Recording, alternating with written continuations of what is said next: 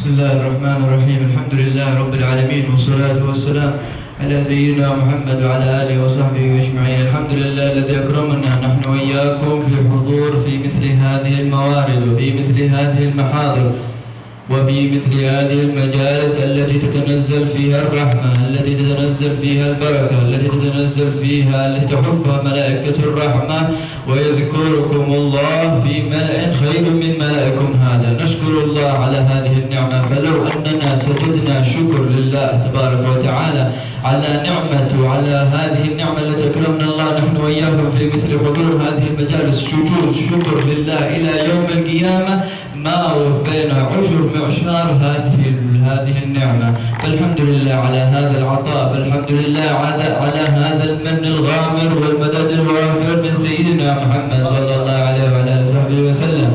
فهذه مجالسكم وهذه محاضركم، فهنيئا لكم في هذا المجلس، ولا يغرنكم قول قائل ولا يغرنكم قول من قال أنكم أنتم في جهل ونحن في علم. في علم ماذا؟ في علم الدنيا. أيقارن علم الآخرة ومجالس الآخرة ومجالس ذكر محمد بمقارنة علمكم هذا الذي هو علم الدنيا الفاني الزائل؟ قال سيدي الحبيب عمر بن محمد بن سالم بن حفيظ في زيارة نبي الله هود، قال أن أهل هذه المصانع وأهل هذه الشركات وأهل هذه الدنيا يقولون أن هذه مجالسكم ما تفيدنا، يقولون أن هذه مجالسكم ماشي منها، مجالسكم هذه لا تفيد، مجالسكم هذه ما تنفع، وهم مساكين في محل رثوة. ولو يعلمون قدر هذه المجالس ذرة فقط، ما قال ذرة فقط من نعم من بركات هذا المجلس ورحمة هذا المجلس تنزل فيه، لو يأتون هم يحبون، ويوم القيامة هم في يوم القيامة بيكون دم وحسرة على أنهم تكلموا عليكم وقالوا أن مجالسكم هذه لا تفيد. قال سيدي الحبيب عبد القادر بن أحمد السقاف، قال إن هذه الديار وأن هذه الدنيا وأن هذه الأحجار وكل ما خلق الله يسعد بذكر محمد صلى الله عليه وعلى آله وصحبه وسلم. فكيف بقلوبنا يا أحباب؟ فكيف بقلوبنا لا تسعد بذكر محمد؟ واحتفلتم بذكراه صلى الله عليه وصحبه وسلم، فكيف بعد رجوعكم من خروجكم من هذا المجلس إلى منازلكم وإلى دياركم؟ كيف يكون حالكم؟ كيف يكون الوالد مع أبنائه في المنزل؟ كيف يكون حال الابن مع والديه؟ والعياذ بالله. وقد انتشر في هذا الزمان كثرة العقوق بالوالدين، وهذا لا يليق بطالب العلم أمثالكم يا إخوان الطلاب أنه يعق بالوالدين، ولا يليق بالولد أن يعق بالوالديه. ونوصي الوالدين أن يعينوا أبنائهم على برهم وحسن تربيتهم. كان يقول سيدي الحبيب عبد القادر، يذكر لنا قصة ويذكر الإخوان كانوا يقولونها عن الطلاب الحبيب عبد القادر الحبيب محمد بن عبد الرحمن السقاف، يقول كان يقول لنا الحبيب عبد القادر قصة سيدنا علي مدحج. قال هذا سيدنا علي مدحج توفى والده وكان يطلب العلم عند والده، فحين توفى وذهب إلى عمه فقال يا عمي أنا توفى والدي وبطلب العلم وبدرس عندك وبتعلم عندك وبغيتك تكون شيخي. قال يا خير، فتعلم عنده سنوات ثم توفى عمه، فجلس يتحير ويتفكر، فقال إلى من أذهب؟ فذهب إلى وادي حضرموت، وادي المسيلة. وهذه مجالسكم جاءت من قطعة وجاءتكم سلسلة ومن رابطة اتصال متصل إلى النبي محمد صلى الله عليه وسلم، جد ابن عالم ابن عالم ابن عالم ابن فقيه ابن ولي ابن صالح إلى النبي محمد صلى الله عليه وسلم. وهذه مجالسكم أيضا جاءتكم قطعة من هذا الوادي الميمون، فحافظوا على هذه النعمة واشكروا الحق جل جلاله واحرصوا على حضور مثل هذه الموارد. ثم قال إني ذهبت علي مدحج هذا العالم، فقال إني ذهبت إلى الحبيب عبد الله بن حسين بن طاهر إلى وادي المسيلة، فحين لقيته قال يا علي ماذا أتابك؟ فقال يا حبيب جئت عندك بغيت أتعلم. فقال وين والدك يا حبيب؟ قال والدي توفى ثم كنت أتعلم عنده وكنت أتعلم عند عمي فتوفى عمي فبغيتك تكون شيخي. قال خلاص أنا شيخه.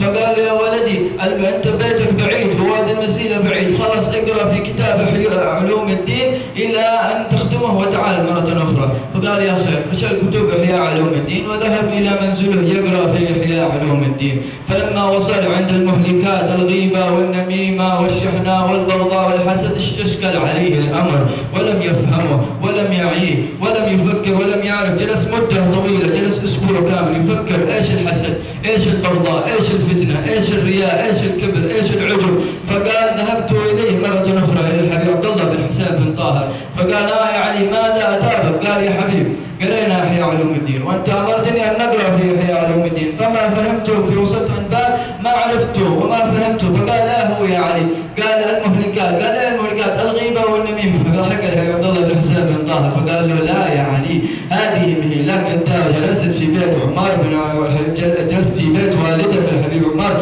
في بيت يصدع بذكر الحق، يصدع بذكر نبيه محمد صلى الله عليه وسلم. هذه الغيبة والنميمة هي حقك، حق الناس الآخرين. أنت الذي نشأت في بيت العلم وبيت الصلاح وبيت الهدى وبيت التقى والعفاف، وهذا بيتك بيت يشعشع وبيت من منازل النبوة يشعشع فيه نور النبوة صلى الله عليه وعلى آله وصحبه وسلم. كم من منزل الآن وكم من بيوت المسلمين للأسف والعياذ بالله يصدع فيها ذكر غير ذكر محمد، ويلزمون زمامهم وأيديهم وقلوبهم إلى كفار وفجار والعياذ بالله تبارك وتعالى. وهذا لا يليق بمسلم، وهذا لا يليق بحاضر مثل هذه الموارد وبمثل هذه المجالس أن يلزم وأن يعطي زمامه وحباله إلى كفار يسوقونه والعياذ بالله إلى الكفر وإلى الضلال وإلى الفسق والعصيان والعياذ بالله تبارك وتعالى. وكم من منزل الآن في بيوتنا لا يذكر فيها ذكر الحق جل جلاله، ولا يذكر فيها ذكر نبيه محمد صلى الله عليه وعلى آله وسلم.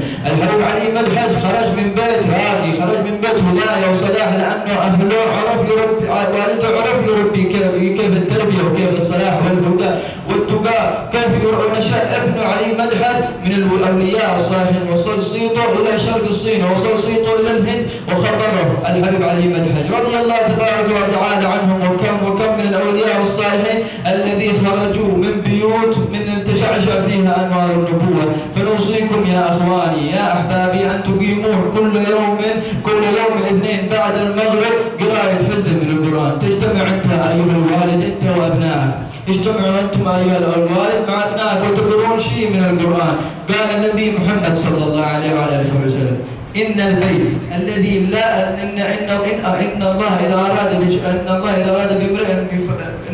أراد بشخص أن يفقهه في إن الله إذا أراد من يريد بالله خيرا يفقهه في الدين. والعياذ بالله تبارك وتعالى جلسنا مع الحبيب محمد بن عبد الرحمن السقاف في جدة، فقال عكس هذا الحديث في منازلنا الآن هو الواقع، هو الآن في منازلنا عكسه واقع في كثير من منازل المسلمين، بل والعياذ بالله من المتصلين نسبهم إلى آل علي ومتصلين نسبهم إلى النبي محمد صلى الله عليه وسلم في بيوتهم يصدع صوت الكافر ويرفع صوت الكفار والفجار، وهذا لا يليق وهذا لا يليق. والآن الزمان قد انحدر كما قال سيدي الحبيب بكر مشهور، قال إن هذا الزمان انحدر وكثرت فيه الفتن، فنسأل الله تبارك وتعالى أن يرحمنا نحن وإياكم، وأن الله يشفينا ويشفيكم من جميع الأمراض الحسية والمعنوية. وقد حضر معنا في هذا المحضر النساء، نوصي هؤلاء النساء وما أشبه هؤلاء النساء أن تجتمعن على ذكر الله، وأن تبعدن عن ما يهلكهن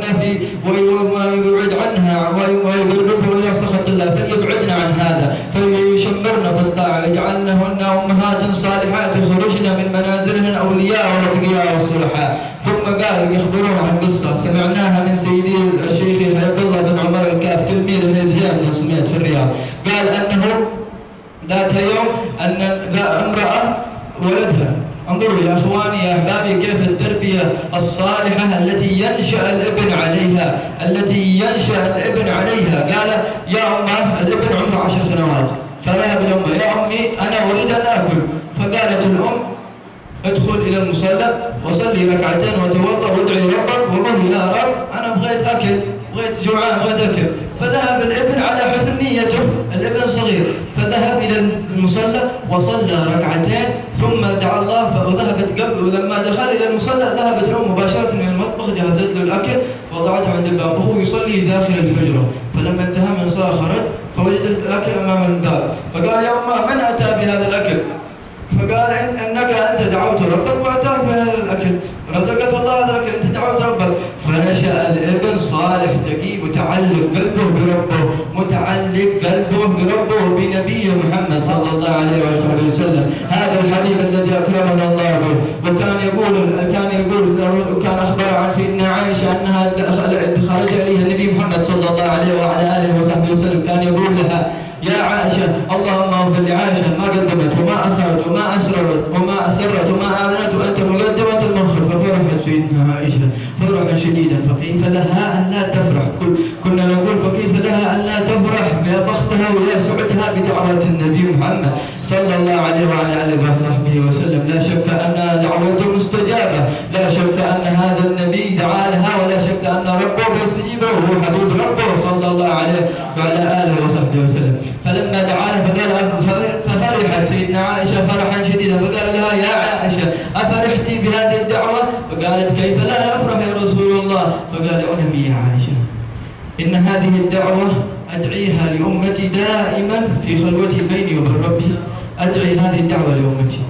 وهو صلى الله عليه وسلم كم أيام طار النوم من عينه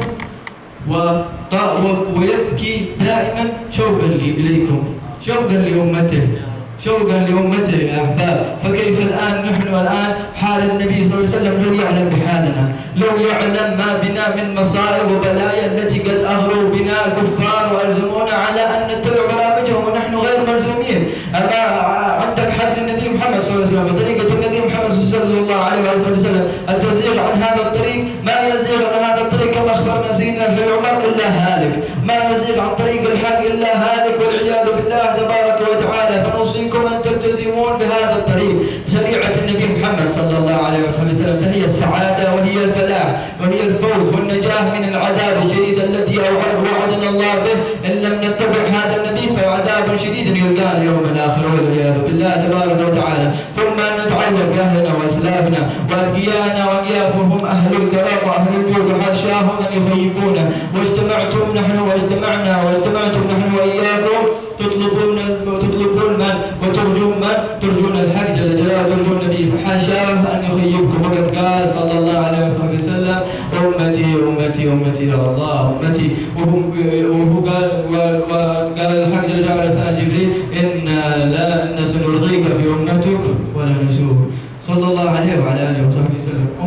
نبي رحيم كما قال الحق جل جلاله: وما أرسلناك إلا رحمة للعالمين. أنت الآن جالس في منزلك مع أهلك، ثم تنظرون إلى التلفاز، أشواء كان هذا محرم أو مكروه؟ ثم تخيل لو دخل عليك النبي محمد صلى الله عليه وعلى آله وسلم ورآكم على هذه الحال، ماذا يكون حاله صلى الله عليه وسلم؟ ماذا بيكون حالنا نحن؟ ماذا بيكون حاله صلى الله عليه وسلم؟ وهو كان يدعي لنا ويدعي لكم: أمتي أمتي. ويوم القيامة يقول: سل تعطى واشفع تشفع، ما لنا غيره يوم القيامة، ونحن نسوء وجهه يوم القيامة والعياذ بالله تبارك وتعالى. يوم أن نرد في الحرب فيبعد الله وملائكة الله جل جلاله ويبعدون من كان في الدنيا يسوء وجهه أو كان لا يتبع طريقة النبي محمد صلى الله عليه وسلم، يبعدون عن الحرب. فيقول النبي محمد صلى الله عليه وسلم: أمتي أمتي يا رب. فيقول: يا محمد إنك لا تعلم ماذا حدث من بعدك، ماذا عصر، ماذا تعلم ماذا عصر، مسكوا زمام الكفار والفساق والعصاة وبعدوا عن الحق جل جلاله. هذا يليق بأمة سيدنا محمد والعياذ بالله تبارك وتعالى. كانوا يخبرون أن دولة من دولة الإسلام التي كانت في زمن الصحابة رضوان الله تبارك وتعالى عليهم، كان أيام الصحابة كانت دولة عظيمة، أعظم دولة هي دولة الإسلام، لأنهم ماذا؟ عظموا الحق جل جلاله وعظموا النبي محمد صلى الله عليه وسلم. حين كانوا في المعركة وكانوا على وشك أن ينتصر عليهم الكفار، فقام أحد من الصحابة فقال: إنكم ضيعتم سنة من سنة النبي محمد صلى الله عليه وسلم، لذلك هم ينتصرون عليكم. فقال: ماذا نفعل؟ قال: إنكم ضيعتم سنة من سنة النبي محمد صلى الله عليه وسلم، ألا وهي السواك. ألا وهي السواك، سنة يتجاهلها كثير من الناس ويستحقرها كثير من الناس، ولو يعلمون ما في هذه السنن التي هي كما يقولون انهم هم يستحضرونها، ولو يعلمون ما فيها من الخيرات والبركات والاسرار والاموال ويتبعونه. نسال الله تبارك وتعالى ان يرحمنا نحن واياكم. ثم قالوا ان هذه الدوله دوله الاسلام انها كانت بقوتها وعزها، ثم ان في دوله مسلمه كانوا يريدون الكفار ان يستحلون هذه الدوله ان ياخذون لهم، فرسلوا اليهم احد من الجيوش ان يجهز الجيش الكفار. فلما راى قال: أولا قبل أن نجهز جيش الكفار لا تحاربون المسلمون الآن. قال لماذا؟ قال الآن هم بقوتهم وعزيمتهم، وهم مهما كانوا عددهم قليل ويسير لكن قوتهم بالحق وقوتهم بنبي محمد صلى الله عليه وسلم قوية، متصلين بالنبي محمد صلى الله عليه وسلم سواء كان حي أو ميت صلى الله عليه وسلم. هو ميت لا زال فينا، محمد سيفه مسنون وصوته مرفوع إلى الآن صلى الله عليه وسلم. ثم قال ماذا نفعل؟ قال اذهبوا ارسلوا كل سنة من السنوات ارسلوا شخصا إلى هذه البلدة المدينة المسلمة وشوفوا هل هذه الدولة المسلمة لا ضعفت نأخذها، كيف بتضعف؟ قال نحن بنوريكم. ثم رسلوا جيش، فلما ذهبوا إلى هذه الدولة فقاتلهم المسلمون فانتصر المسلمين عليهم، فأرسلوا واحدا السنة الأخرى فوجدوا واحدا شخص عمره مثل أعمار هؤلاء الطلاب حفظهم الله تعالى، عمره 15 سنة أو أقل. وجدوا هذا الكافر يبكي في الطريق، فقال لماذا تبكي يا غلام؟ فقال إن الجيش المسلمين قائد المسلمين ذهب وكنت أحارب معهم، قال لا أقعد هنا أنت عادك صغير. شوف سبحان الله، هذا الابن الذي تحرك فيه أنه يجاهد معهم ويقاتل الكفار. أهلنا وأسلافنا والنبي محمد صلى الله عليه وسلم لا يريد منكم الجهاد، قال إذا رجعنا كنا في الجهاد الأصغر ورجعنا للجهاد الأكبر. الجهاد الأكبر هو جهاد النفس. ثم إنهم ذهب هذا الكافر فراح رجع إلى الكفار فقال لهم سألوه قال ها كيف شفت المسلمين هناك؟ قال ما لكم طاقة بهم، الآن هم لسه عادهم قوتهم وعزيمتهم على أن يقاتلونكم، لا تقاتلون الآن، انتظروا 5 سنوات المقبلة وشوفوا كيف. فكل سنة يريدون أن يقتلونهم ويقاتلونهم ويستحون الدم ما يفسدون. فجاء واحد فقال ما لنا إلا حل، قال الحل قال نسوي خطة كذا وكذا. ثم ذهب هذه الخطة فدسوها في بلاد المسلمين وحطوها في بلاد المسلمين. فذهب هذا الكافر قال روح الآن رئيس الكفار قال اذهب إلى هذه القرية المسلمة وشوف كيف حالهم الآن بعد ما سوينا الخطة هذه. فلما ذهب إلى الشاطئ يستريح فوجد شاب عمره 18 سنة يبكي، فقال ماذا تبكي؟ قال إني لا حول ولا قوة إلا بالله، قال إني حبيبتي مرت من هنا ولم تسلم علي. ما هذه العقول التي زاغت عن هدي محمد صلى الله عليه وسلم، ولا زال الآن في مجتمعنا هذه عقول والعياذ بالله تتبع طريق منهج كفار. ففرح هذا الكافر لما سمع من هذا الكلام من هذا المسلم، فذهب إلى الكفار فقال الآن حاربوهم، الآن قاتلوهم، وهم الآن قد كذا. فشفتوا شخص عمره 18 سنة، الآن حان الوقت أنكم تقاتلونهم وتنتصرون عليهم.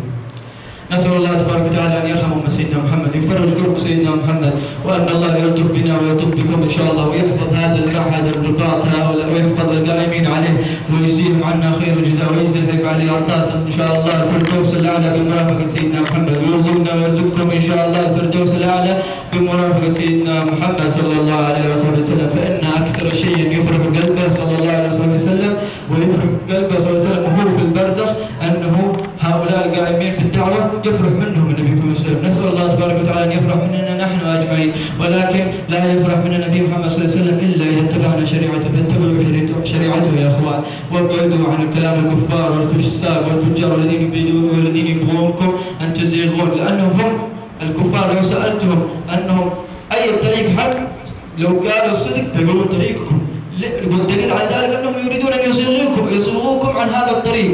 نسأل الله تبارك وتعالى أن يحفظنا نحن وإياكم من جميع الشرور والبلايا والآفات والأمراض والأسقام والفتن، ويحفظ هذا المعهد والرباط الذي أسسه هؤلاء الرجال. نسأل الله تبارك وتعالى أن يحفظه من جميع الشرور، وأن الله يكثر وأن الله يجزيهم عنا خير الجزاء، ويبارك لنا ولهم في الأعمار، ويطيل أعمارنا في طاعة الله إن شاء الله، ويبارك لهؤلاء الطلاب. نوصيكم ونوصي هؤلاء الطلاب أن تلتزمون بهذا العلم، ولا يغرنكم كما أخبرناكم في بداية الكلام قول قائل فإن هذه الطريقة الآن التي أنتم فيها تتعلمون العلم خير لكم من الدنيا وما فيها. قال كما أخبر الصحابة قال لو دعانا رضوان على أبواب الجنة قالوا ادخلوا الجنة واتركوا وخلاص ادخلوا الجنة ونحن جالسين في مجالس العلم ونتعلم لما تركناها، لأنهم عرفوا سر هذه المجالس وعرفوا سر اتباع النبي محمد صلى الله عليه وسلم. اللهم احفظنا نحن وإياهم وابعد عنا كل شر وذي وبلية إن شاء الله، واجزي عنا خير الجزاء قائمين في هذا الترتيب، وبارك لنا ولهم في الأعمار وطل أعمارنا في طاعة الله. ونسأل الله تبارك وتعالى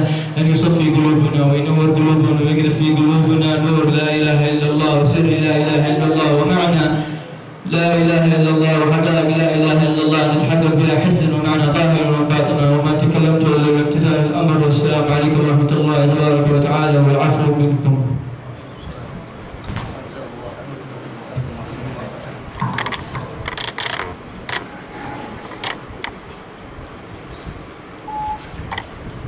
Assalamualaikum warahmatullahi wabarakatuh. Waalaikumsalam. Alhamdulillahirabbil alamin.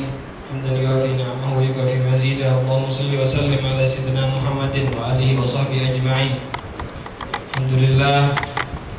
Sebelumnya saya minta maaf sebesar-besarnya jika ada kekurangan dalam menerjemahkan, dan mudah-mudahan terjemahan ini semuanya dapat difahami dan sesuai dengan apa yang disampaikan beliau Habib Muhammad bin Abu Bakar. Memulai untayan katanya dengan bersolawat, bersyukur kepada Allah dan bersolawat kepada Nabi Muhammad Sallallahu Alaihi Wasallam. Kemudian beliau bersyukur kepada Allah Subhanahu Wa Taala atas kita semua dijadikan dalam perkumpulan yang dinaungi rahmat Allah Subhanahu Wa Taala. Dan perkumpulan kita ini termasuk perkumpulan yang dikelilingi malaikat seperti yang diriwayatkan dari Nabi Muhammad Sallallahu Alaihi Wasallam. Perkumpulan kita perkumpulan yang disebut oleh Allah Subhanahu Wa Taala, dikarenakan kita menyebut-nyebut nama Allah Subhanahu Wa Taala. Dengan berzikir kepada Allah, Allah pun akan menyebut nama kita di fil mala'il a'la. Kemudian beliau juga menyebutkan beberapa keutamaan tentang hadirnya kita di majlis zikir seperti ini. Majlis zikir seperti ini adalah sebuah majlis yang memiliki keutamaan yang sangat besar, majlis yang agung di sisi Allah Subhanahu Wa Taala. Seandainya kita sujud menangis dari saat ini sampai hari kiamat, bersyukur kepada Allah Subhanahu Wa Taala atas nikmat yang kita dapatkan, atas pahala yang kita dapatkan dari majelis ini, kita bersyukur sampai hari kiamat, niscaya syukur kita masih kurang. Dikarenakan barokah nur cahaya rahmat dari Allah yang turun di majelis ini sangat banyak sekali, sangat besar, sangat mulia dan sangat agung. Kita tidak tahu keagungannya kecuali nanti di akhirat nanti. Di dunia kita tidak mengetahui keagungan majelis seperti ini, kita hanya akan memahaminya di akhirat nanti. Jangan sampai kita terbawa, kita menganggap majelis seperti ini sebuah majelis yang biasa. Jangan sampai kita menganggap majelis zikir seperti ini majelis yang biasa-biasa saja. Jangan seperti itu. Omongan orang-orang yang suka bekerja dengan pekerjaan duniawiyah, orang-orang yang sibuk dengan dunia, mereka menganggap remeh majelis ini, menganggap majelis seperti ini adalah majelis biasa. Tapi ketahuilah, orang-orang yang anggap majelis ini tidak mulia, mereka akan bersedih di akhirat nanti.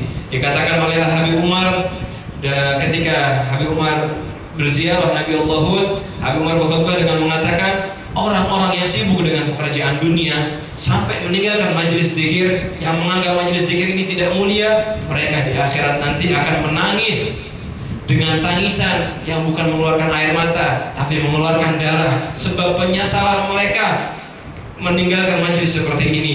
Jika mereka mengetahui setetes saja rahmat yang diberikan oleh Allah Subhanahu Wa Taala di majelis seperti ini, mereka akan menangis darah, menyesal karena meninggalkan majelis seperti ini. Alhamdulillah kita masih dikumpulkan oleh Allah Subhanahu Wa Taala dalam majelis yang khair ini. Kemudian Al-Habib menjelaskan bahwa majelis kita di sini kita menyebut nama Nabi Muhammad Sallallahu Alaihi Wasallam. Kita menyebut nama kekasih Allah yang paling mulia, yang mana Nabi Muhammad Sallallahu Alaihi Wasallam. Bukan hanya kita manusia yang menyebutnya, tetapi benda-benda mati pun juga menyebut Nabi Muhammad Sallallahu Alaihi Wasallam. Seperti yang diceritakan oleh Habib Abdul Qadir bin Ahmad As-Segaf, sesungguhnya dunia ini, baik batu-batunya dan seluruh isinya, semua senang dengan Nabi Muhammad Sallallahu Alaihi Wasallam dan menyebut-nyebut Nabi Muhammad Sallallahu Alaihi Wasallam. Benda mati bertikai dengan Nabi Muhammad SAW. Bagaimana kita? Kita harus lebih semangat, kita harus lebih menggunakan seluruh kemampuan kita untuk selalu menyebut Nabi Muhammad SAW. Dijelaskan oleh beliau, hendaknya kita hadir di majelis ini meniru Nabi Muhammad SAW. Jangan sampai kita hadir di majelis ini, kita pulang tidak membawa faedah sedikit pun. Hendaknya ketika kita pulang dari majelis ini, kita meniru akhlaknya Nabi Muhammad SAW. Tidaklah kita pulang kecuali mengerjakan syariat-syariat Allah Subhanahu wa Ta'ala.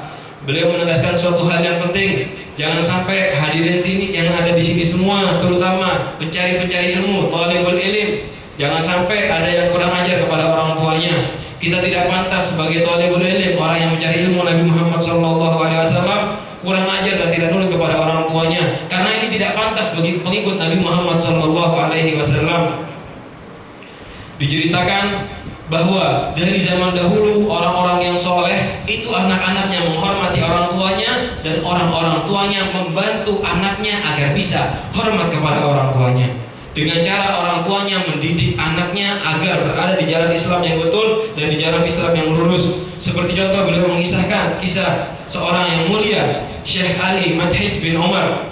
Syekh Ali bin Umar Madhid. Syekh Ali ini adalah seorang yang mulia, seorang agung di sisi Allah Subhanahu wa Ta'ala. Dari kecil beliau belajar dengan abah beliau yang bernama Umar. Beliau belajar mengambil ilmu agama dari abah beliau sampai ayah beliau meninggal. Setelah ayah beliau meninggal, melanjutkan beliau belajar kepada paman beliau. Setelah paman beliau meninggal, beliau melanjutkan belajar beliau dengan Al-Habib Abdullah bin Hasan bin Tahir. Beliau belajar dengan Al-Habib Abdullah bin Hasan bin Tahir yang tempatnya agak jauh dari rumah Syekh Ali Madhid. Syekh Ali Madhid belajar ke daerah yang agak jauh yang berada di daerah Masireh. Beliau belajar karena jarak yang agak jauh. Al-Habib Abdullah bin Husain bin Tahir memerintahkan Syekh Ali agar membaca kitab Ihya Ulumuddin. Dibaca, nanti kalau ada yang tidak paham baru berangkat ke Masireh karena kotanya jauh, jaraknya jauh, biar tidak capek bolak-balik, suruh dibaca sendiri di rumah. Nanti kalau nggak paham baru datang untuk bertanya. Beliau belajar mempelajari Ihya dari awal, juz 2, paham semua karena dari kecil sudah belajar sama ayahnya dan pamannya. Ketika sampai di Ruhul Muhlikat, di Ihya itu ada namanya 1/4 Muhlikat, yang di situ dijelaskan tentang hal-hal yang bisa membahayakan manusia, dari ghibah, ngomongin orang, namimah, mengadu domba, hasud, riya dan sejenisnya. Beliau nggak paham. Baca ghibah, apa itu ghibah? Beliau membaca tentang riya, apa itu riya? Beliau nggak paham dan nggak nyambung sama sekali dengan penjelasan tentang ghibah, riya dan sejenisnya. Syekh Ali nggak paham tentang penjelasan ghibah, riya, hasud dan sejenisnya. Kemudian datang kepada guru beliau, Al-Habib Abdullah bin Husain bin Tahir. Tanya, Habib Abdullah, saya sudah belajar sama ayah saya, paman saya, tapi ketika sampai bab ghibah dan sejenisnya ini saya nggak tahu apa itu ghibah. Memang ada orang yang seperti itu? Habib Abdullah menjelaskan, wahai Syekh Ali, pembahasan tentang ghibah, ngomongin orang, hasud, iri, dengki, ini yang dibahas bukan kamu Ali. Ini yang dibahas orang-orang lain. Karena kamu wahai Ali dari kecil sudah belajar sama abahmu dan telah dilanjutkan sama paman, gak pernah ketemu sama orang-orang yang gak benar, gak kenal yang namanya ghibah, gak pernah mendengarkan kata-kata bohong, gak pernah mendengarkan kata-kata hasud, gak pernah mendengarkan omongan-omongan yang tidak pantas walaupun betul. Jadi gak kenal yang namanya ghibah itu bagaimana, sampai ketika belajar apa yang ghibah, masa ada orang yang mau ngomongin orang, masa ada orang yang mau hasud. Ini karena kesucian beliau. Inilah sebuah contoh bahwa orang tua membantu anaknya agar berada di jalan agama yang betul, agar bisa menyenangkan Rasul dan bisa berbakti kepada orang tuanya. Kita perhatikan sekarang bagaimana kita, bagaimana rumah kita, bagaimana keluarga kita. Apakah kita terbebas dari omongan-omongan kotor? Apakah kita terbebas dari kalimat-kalimat yang tidak terpuji? Apakah kita terbebas dari perbuatan-perbuatan orang kafir? Sekarang di rumah kita sudah terbanyak ada orang kafir yang masuk ke rumah kita, pekerjaan orang-orang kafir yang sudah kita tiru, yang sudah kita kerjakan. Ini semua tidak pantas untuk kita kerjakan. Beberapa wali dan solehin, mereka menjaga keluarga yang mereka menjelaskan agar keluarga mereka selalu terjauhkan daripada adat-adat orang-orang kafir dan adat orang-orang yang tidak terpuji. Beliau Nabi Muhammad memberikan wasiat kepada kita agar kita selalu menjaga rumah kita, menerangi rumah kita, mengganti omongan-omongan kotor dengan membaca Al-Quranul Karim. Paling tidak kata beliau 1 ataupun 2 juz habis sholat maghrib, paling sedikit, agar rumah kita diberi cahaya dengan cahaya Al-Quran, agar terjauh dari omongan-omongan kotor, namimah dan sejenisnya. Al-Habib Muhammad bin Abdurrahman As-Segaf menjelaskan bahwa tahun-tahun ini, zaman-zaman sekarang, manusia sudah semakin buruk, keadaan manusia sudah semakin rusak. Orang-orang kafir sudah mendominasi akhlak muslimin. Orang-orang kafir akhlaknya sudah menjadi panutannya orang muslimin. Para muslimin sekarang sudah bangga menggunakan gaya-gayanya orang-orang kafir. Bahkan suara-suara orang kafir, lagu-lagu yang gak baik, semuanya berada di rumah-rumah kita. Adat-adat kita sudah meniru adat-adat orang kafir. Bahkan sebagian dari keturunan Al-Ba'alawi mengikuti adat-adat orang kafir. Ini semua sangat disesalkan dan sangat disayangkan. Begitu juga Al-Habib Abu Bakar Masyhur menjelaskan, fitnah di akhir zaman sudah sangat menyebar luas. Banyak sekali orang-orang yang mengikuti fitnah, lupa diri, terbawa fitnah, sehingga ketinggalan daripada nur yang dibawa Nabi Muhammad SAW.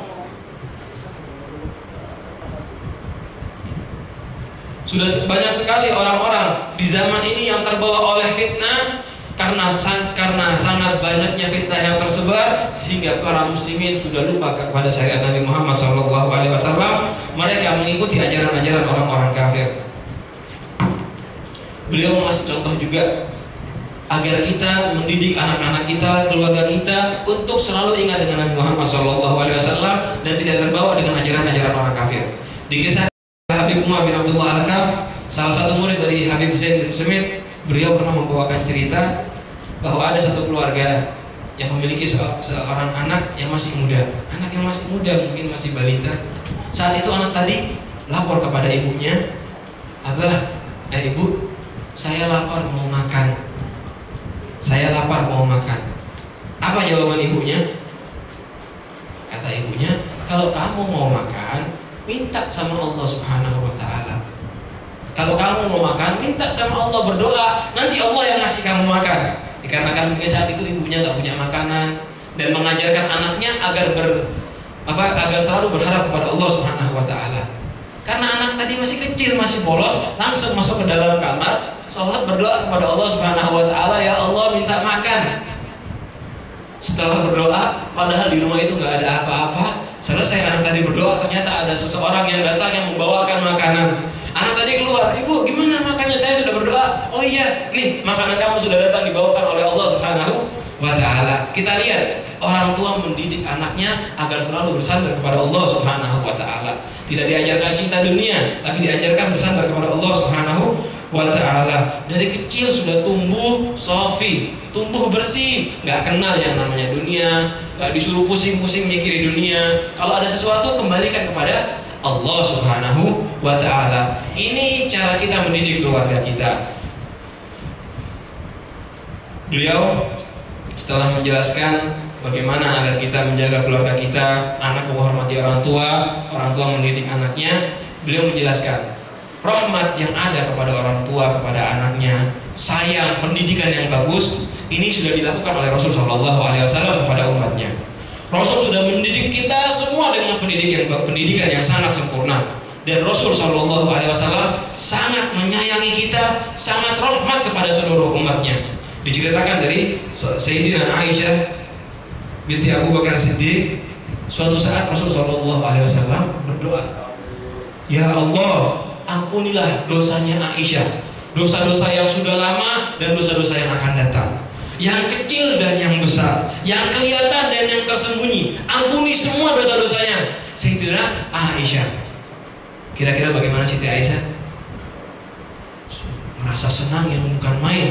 Doa yang keluar dari Nabi yang maksum, doa yang keluar dari lisan yang mustajab, yang terkabul. Doanya pasti terkabul. Pasti seluruh dosa Siti Aisyah akan dikabulkan, dosa Siti Aisyah akan dihapus oleh Allah Subhanahu wa ta'ala berkat Nabi Muhammad SAW. Nabi Muhammad bertanya kepada Siti Aisyah setelah doa tersebut dibacakan, "Wahai Aisyah, apakah kamu senang? Wahai Aisyah, apakah kamu senang dengan doaku barusan?" Siti Aisyah menjawab, "Ya Rasulullah, bagaimana saya tidak senang dengan doamu ya Rasulullah? Doa yang begitu mulia, doa yang keluar dari Rasul yang paling agung, pasti aku senang." Kemudian Rasulullah SAW bersabda, ketahuilah, ini doaku kepada seluruh umatku di setiap malam. Rasulullah SAW mendoakan kita agar dosa kita semua diampuni oleh Allah Subhanahu wa Ta'ala. Rasul sayang kepada kita, selalu memintakan pengampunan kepada kita semua, memintakan pengampunan kepada Allah Subhanahu wa Ta'ala atas dosa-dosa kita. Kita lihat kesayangan Rasulullah SAW kepada kita, selalu mendoakan kita, selalu memintakan ampun atas dosa-dosa kita. Hendaknya kita mengkoreksi diri, kata beliau. Hendaknya kita memperhatikan diri kita. Rasul yang selalu mendoakan kita setiap malam, bagaimana diri kita, bagaimana keadaan kita terhadap syariat Nabi Muhammad SAW. Apakah kita masih ada di toilet yang benar? Apakah kita masih ada di jalan yang benar? Jangan sampai kita selalu melanggar. Jangan sampai kita keluar dari jalan yang hak. Karena dikatakan oleh Al-Habib Umar bin Hafid, tidaklah keluar seseorang dari jalan yang betul kecuali dia akan celaka baik di dunia maupun di akhirat. Jika seseorang sudah keluar dari syariat Nabi Muhammad, thariqul haq, thariq yang betul adalah syariat Nabi Muhammad SAW. Jika ada yang keluar, niscaya dia pasti akan jadi orang yang celaka. Dan celaka itu di dunia maupun di akhirat. Antum semua mudah-mudahan yang hadir di sini benar-benar mengharapkan keridhaan Allah Subhanahu wa Ta'ala, mengharapkan keselamatan di dunia maupun di akhirat, mengharapkan syafaat dari Nabi Muhammad SAW.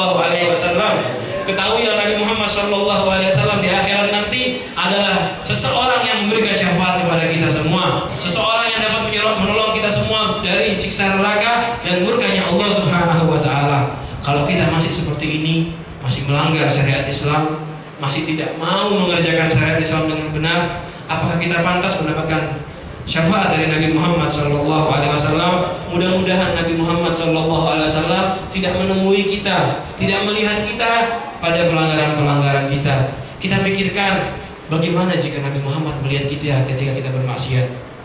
Bagaimana jika Nabi Muhammad melihat kita meninggalkan sholat? Kita pikirkan bagaimana jika Nabi Muhammad melihat kita dan sedangkan kita melanggar perintah Nabi Muhammad SAW. Nabi yang selalu berdoa, yang akan memberikan kita syafaat, melihat kita tidak menuruti syariat Nabi Muhammad SAW. Bagaimana penyesalan beliau? Bagaimana sedihnya Nabi Muhammad SAW? Orang-orang seperti ini, malaikat di akhirat nanti akan bilang, wahai Muhammad, orang-orang itu bukan umatmu, wahai Muhammad. Mereka ngaku sebagai umatmu, tapi tidak mengerjakan syariatmu. Mereka bukan umatmu. Jadi jangan engkau beri syafaat. Mudah-mudahan kita masih mendapatkan syafaat dari Nabi Muhammad SAW. Masih agak banyak, diteruskan.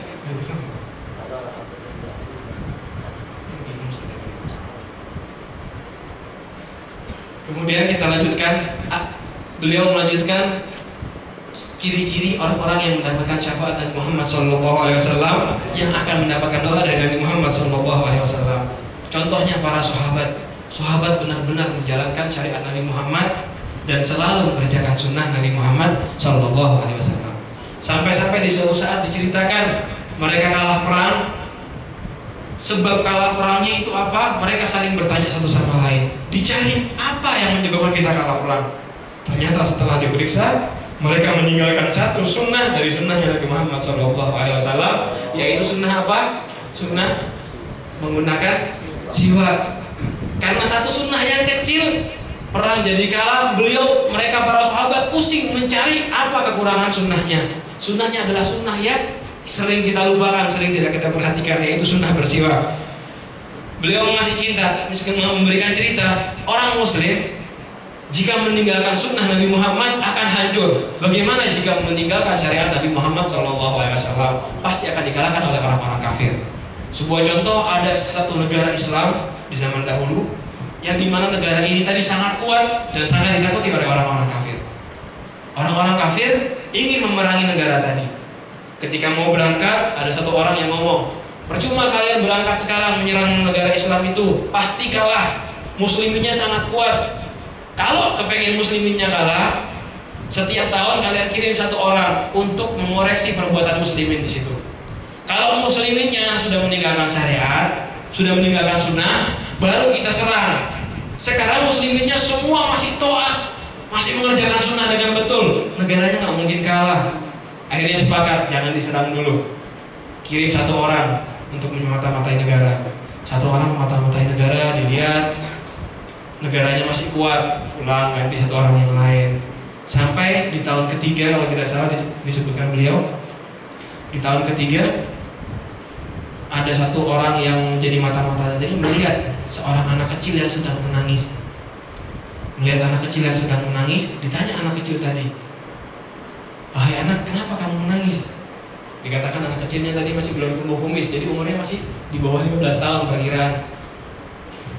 "Kenapa kamu menangis, wahai anak?"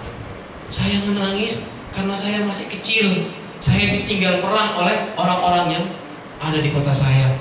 Para muslimin semua berangkat perang untuk jihad fisabilillah. Karena saya masih kecil, saya nggak boleh ikut perang membela agama Islam.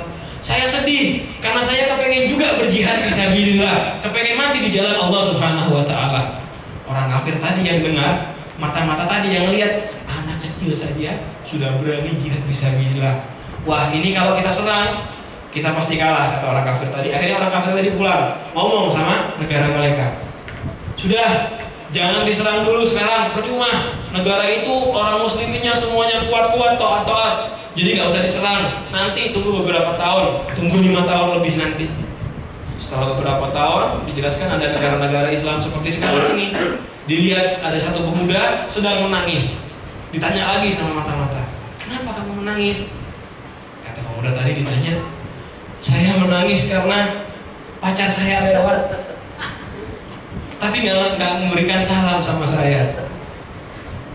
Kekasih saya lewat, tapi nggak ngasih salam, dicuekin sama pacarnya. Jadi nangis." "Oh, jadi kamu nangisnya karena nggak dikasih salam sama pacarnya?" "Iya, saya sedih," kata laki-laki tersebut.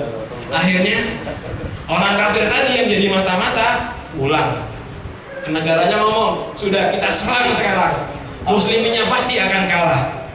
Ini sudah jelas contoh negara kita seperti itu ya. Negara kita sudah diombak-ombak oleh orang-orang kafir. Sekarang muslimin di mana-mana sudah dihancurkan oleh orang-orang kafir. Budayanya sudah rusak karena muslimnya seperti tadi, nangis ditinggal pacar. Naudzubillah min dzalik.